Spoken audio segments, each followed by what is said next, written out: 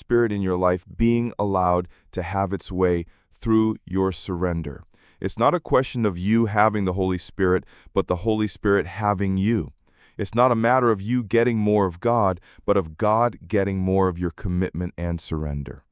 Now, if we want to rekindle this fire, if we want to rekindle that flame of that passion for Jesus, maybe you're saying, I was once there, I had that, I was radical, I was a Holy Spirit-filled, tongue-talking individual who would cast out demons, pray for the sick, worship God, no compromise whatsoever, and now maybe you found yourself being just a little bit lukewarm, just a little bit watered down. And by the way, when we talk about being backslidden, that doesn't always mean that you've gone completely back into the world. Sometimes that simply means that you've relaxed a little in your approach to the things of God. Well, you want to rekindle that. You can't do it on your own. You need to plug yourself into that source. You need to become totally dependent upon the Lord Jesus again. Allow Him to be your source. Allow Him to be your strength. Allow Him to be the voice that guides you in everyday living. Don't be so fast-paced and distracted that you live in your own power, by your own wisdom, and in your own understanding, but instead, pause daily to acknowledge the presence of the Lord through prayer, through a commitment to the Word, through worshiping. That can be a lifestyle. You know, as you commit to prayer, it's simple. You have to acknowledge that there are two kinds of prayer. There is spontaneous prayer, which most of us do. This is to go throughout the day talking to the Lord, conversing with Him. And then there is scheduled prayer. This is where you carve out a section of the day to make sure that it's totally devoted to God in a distraction-free environment. You need both.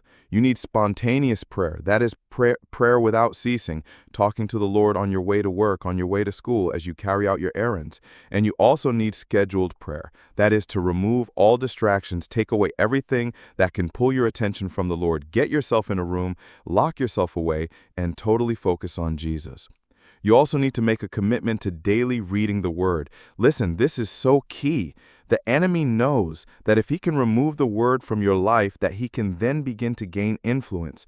The devil has come to steal, kill, and destroy. Notice first that before he can kill and destroy, he has to steal. Well, what does he steal? He steals the Word from your life. This is why it's so difficult for you to go and read, and then all of a sudden when you go to read, there's distraction, there's emotional turmoil, there's mental anguish, there's distractions all around you in the natural realm. This is because the enemy wants to do everything he can to remove the Word from your life. It is your first line of defense. Now, if you're making a practice of prayer, you're devoted to the Word, you're also going to notice that the Holy Spirit inspires within you true worship that comes from the place of the realm of the Spirit.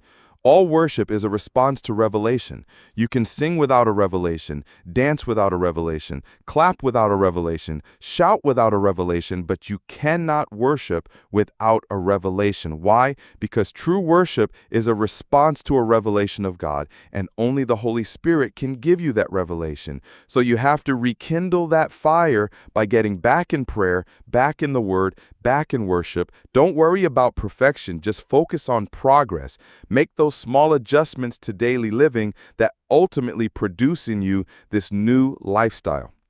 Now, the next key I'm going to share with you is very practical, and it actually is going to show you how to apply these things in a way that's going to be able to be consistent in your everyday life. But before I give that to you, I want to make sure that you leave a like